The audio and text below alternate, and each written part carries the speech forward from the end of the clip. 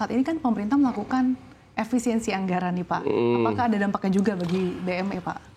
Ya tentunya ada efeknya Mbak Sasa. Karena proyek-proyek yang menggunakan anggaran APBN menyumbang kurang lebih 30% juga dari market share kami. Untuk gedung-gedung pemerintah, proyek-proyek Pertamina seperti itu, bandara-bandara, fasilitas-fasilitas strategis ya seperti itu ya. Mereka ada efisiensi anggaran yang ya semoga di tahun depan bisa di-recover oleh pemerintahan Indonesia. Oke, mungkin Pak regulasi atau mungkin adakah insentif yang dibutuhkan oleh industri Pak untuk bisa meningkatkan lagi ketahanan dan kemudian perkembangannya sendiri Pak di tanah air? Industri ya sebenarnya insentif untuk industri ya sebenarnya diperlukan juga ya untuk iklim bisnis ya.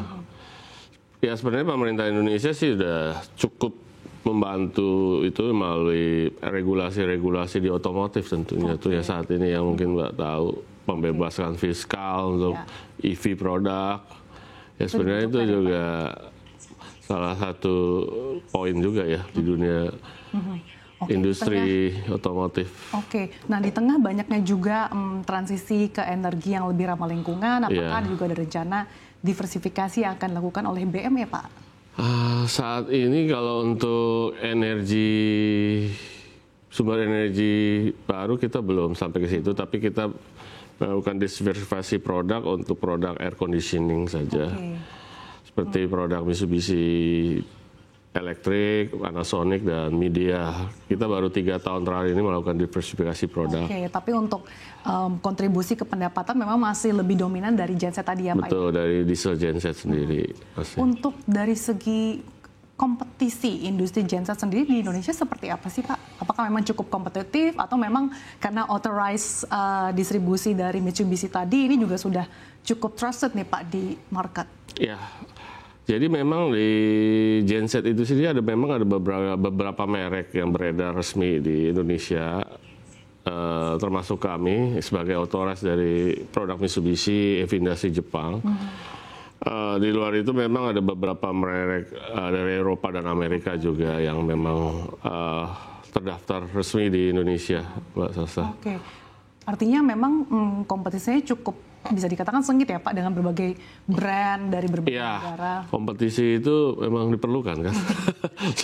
Yang penting kompetisi sehat ya. Kompetisi sehat dan lalu tentunya kita juga ingin mengetahui apa keunggulan dari BME khususnya mungkin dari segi after sales-nya. Betul, ya memang kita sebagai authorized produk resmi dari Mitsubishi selalu mengedepankan after sales service yang kepada konsumen kami, karena tentunya dengan after sales service yang baik konsumen akan semakin loyal dan mendapat kepuasan juga kepercayaan pada kami ya. Oke. Pak, mungkin di tengah tantangan ekonomi yang meskipun cukup challenging, tapi tadi mungkin market atau mungkin kue untuk memperluas pangsa pasar di industri genset ini masih cukup besar ya Pak. Nah harapan dari BME sendiri gimana nih Pak ke depannya dan mungkin target-targetnya seperti apa Pak dalam beberapa tahun ke depan? Ya kita tetap bersikap seprofesional mungkin ya dalam menjalani bisnis ini.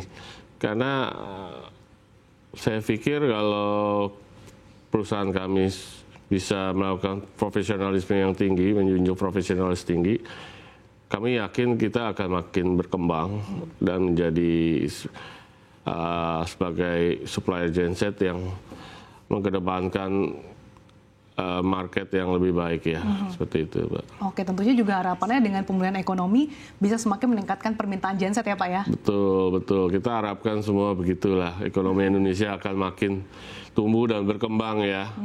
Seperti harapan semua. Ya, betul. Jika pertumbuhan ekonomi meningkat, pasti pertumbuhan bisnis kami juga akan meningkat tentunya, seperti itu. Oke, kita akan bersama ya Pak, semoga perekonomian Indonesia bisa cepat pulih sehingga bisa menopang kinerja dari BME yang semakin solid. Ya.